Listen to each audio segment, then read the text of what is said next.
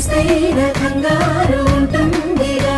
మీకైతే సహజం తీయని బరువేసిన సంచే బిడియం, పనులెన్నో పెట్టి మాటలలో వంచిందే ఈ సమయం. మనాళ్ళమైనా ఏం చేస్తాం, సంతోషంగా మోస్తాం, ఘన విజయం పొందాకే తీరిగ్గా కనిపిస్తాం.